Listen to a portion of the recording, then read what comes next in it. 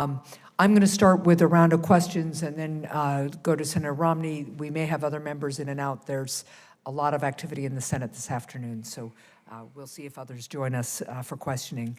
I'm going to start with a question to you, Dr. Alstott.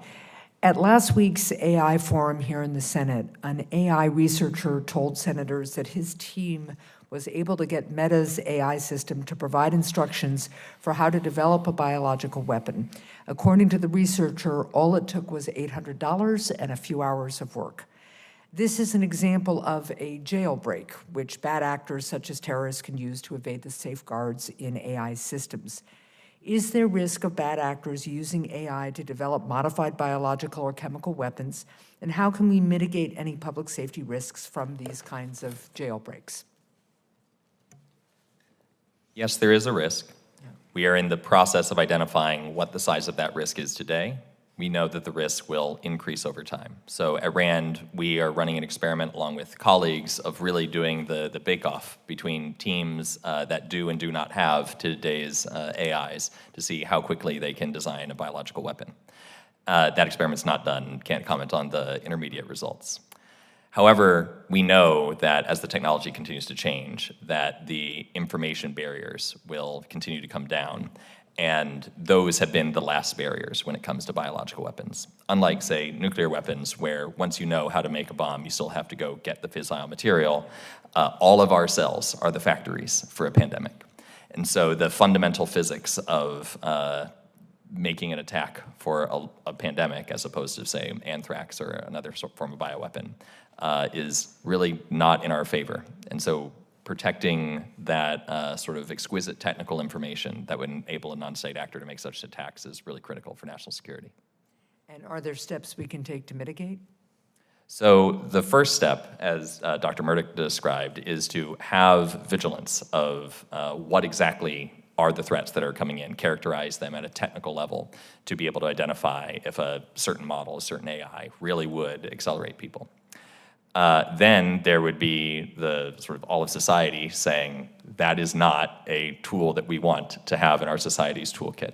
And so I spoke during my testimony about different mechanisms that government could employ to say, all right, these are the models that we're going to check to see whether or not there's a problem.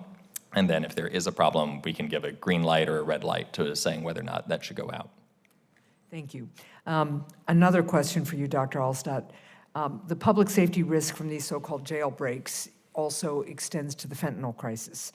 This committee has worked on ways to combat the opioid epidemic and stay in front of the changing tactics of transnational criminal organizations who fuel the crisis. As illegal fentanyl creation and distribution has soared, the development of new fentanyl analogs has posed unique challenges for law enforcement, not only in the testing for fentanyl, but also in enforcing existing laws that have struggled to keep up with the rapid creation and evolution of fentanyl analogs. Can you comment on the risks posed by bad actors who could use AI to develop drug analogs that could potentially skirt existing laws and interdiction efforts? That is an area where I myself only have adjacent knowledge. I can tell you that the overall notion of using machine learning models, be that today's large language models or other things that are more specialized for chemistry, would indeed be tools that anyone would want to have in their pocket for developing those analogs. Okay. So something we will have to figure out how to develop a response to. Dr. Murdoch, I want to take a moment to consider some of the very serious risks posed by artificial intelligence. As we heard earlier, AI can be susceptible to jailbreaks that disable guardrails and create enormous potential for dangerous outcomes. Similar catastrophic risks could come from powerful AI systems that might behave in unintended ways, such as future AI systems that manage critical infrastructure.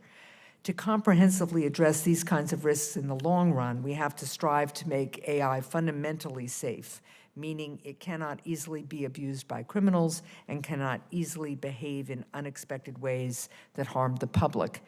Instead of relying on AI systems to make values-based decisions from training models or data sets, we need to ensure that AI systems can only be run on hardware that has intrinsic protections to prevent AI from acting in a harmful or malicious manner.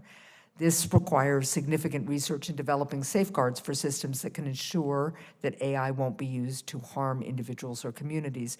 So, Dr. Murdock, is research and development into technology that makes AI fundamentally safe an area that would benefit from sustained and focused federal investment?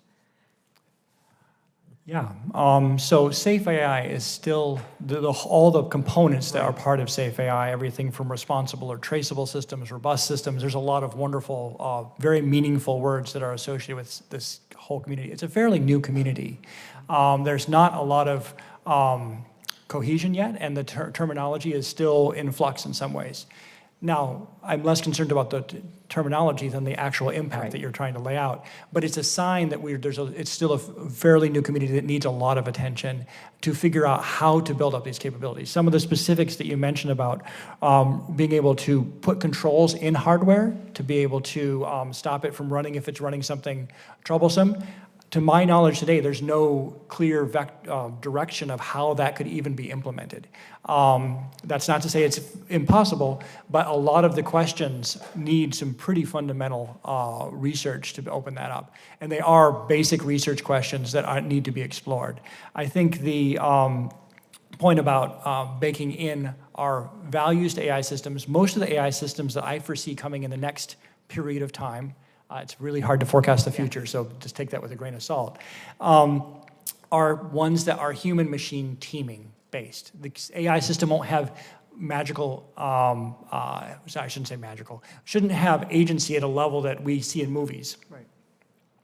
It's going to have the capability to respond very helpfully and very usefully to human prompts. So I think at this next phase, there's a lot of AI safety work that's baked into that human-machine teaming process.